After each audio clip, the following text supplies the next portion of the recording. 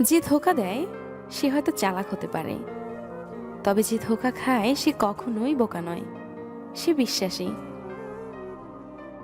1 বছরে 10টা বন্ধু বানানো কঠিন কোনো কাজ নয়, তবে 10 বছর ধরে একটা বন্ধুত্ব টিকিয়ে রাখা অনেক কঠিন। সম্পর্কটা দুজনের হলেও যদি কেবলমাত্র একজন সেটা টিকিয়ে রাখার চেষ্টা করে, তবে সেই সম্পর্ক কখনোই টিকে না। কারো অবহেলিত ভালোবাসার থেকে জীবনে একা একা থাকা অনেক ভালো। আচ্ছা, কষ্ট পেলে কি ভালোবাসা হারিয়ে যায়?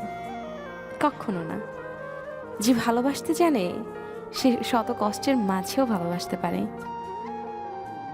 আদর্শ স্ত্রী হলো সেই নারী যে নিজের চাহিদাকে স্বামীর আয়ের উপরে সীমাবদ্ধ রাখে। বাবারা কখনো কাঁদে না, কারণ বাবাদের চোখের জল গায়ের ঘাম হয়েই বেরিয়ে যায়।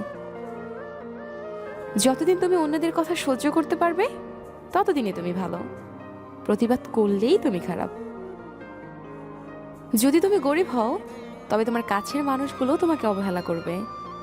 আর যদি তুমি ধনী হও, তাহলে তোমার দুঃসম্পর্কের আত্মীয়রা তোমার দিন দুপুরে খোঁজ নেবে। উদ্দেশ্য ছাড়া কেউ কখনোই কাছে আসে না, স্বার্থ ছাড়া কেউ কাউকে ভালোবাসে না। নিজেকে এমনভাবে সাজিয়ে নাও যেন তোমাকে একা করে চলে যাওয়া মানুষগুলো তোমাকে দেখেই একদিন আফসোস করে। জীবনের সবচেয়ে বড় সারপ্রাইজ হলো মৃত্যু। হঠাৎ একদিন চলে আসবে আর সবাইকে চমকে দিবে।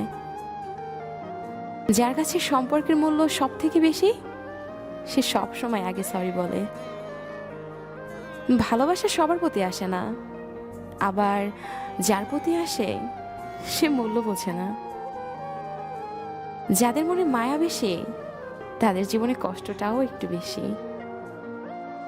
কাউকে কখনো খুব বেশি আপন ভাবা ঠিক না, কারণ আপন মানুষগুলি কষ্টের কারণ হয়ে দাঁড়ায়। না পাওয়ার ব্যথার থেকে পেয়ে হারানোর ব্যথাটা একটু বেশিই হয়। মূল্যটা সবাই বোঝে, তবে হারিয়ে ফেলার পর। লোকে কি ভাববে এটা ভেবে কোনো কিছু কখনো বন্ধ করো না, কারণ জীবনটা তোমার, লোকের না। একমাত্র মাকে জড়িয়ে ধরার অনুভূতি পৃথিবীর সব অনুভূতিকে হার মানায়। সবসময় হাসি খুশি থাকার চেষ্টা করো, এতে তোমার কাছের মানুষগুলো তোমাকে দেখে অনেক বেশি খুশি হবে, আর তোমার শত্রুগুলো তোমাকে দেখে অনেক বেশি কষ্ট পাবে। কিসের ছোট, কিসের বড় কাজ, মনে রাখবেন কাজই মানুষকে পেট চালানোর তাগিদেই করে থাকে, আর তাই সকল কাজই বড়। জীবনে যদি কষ্ট কম পেতে চান, তবে মন থেকে আগে মায়াটাকে ত্যাগ করুন। সবশেষে আপনার কাছে একটা কথাই জানতে চাই, নিচের কমেন্ট বক্সে আপনার জীবনের এমন একটা লাইন লিখুন যার জন্য আপনি গর্বিত।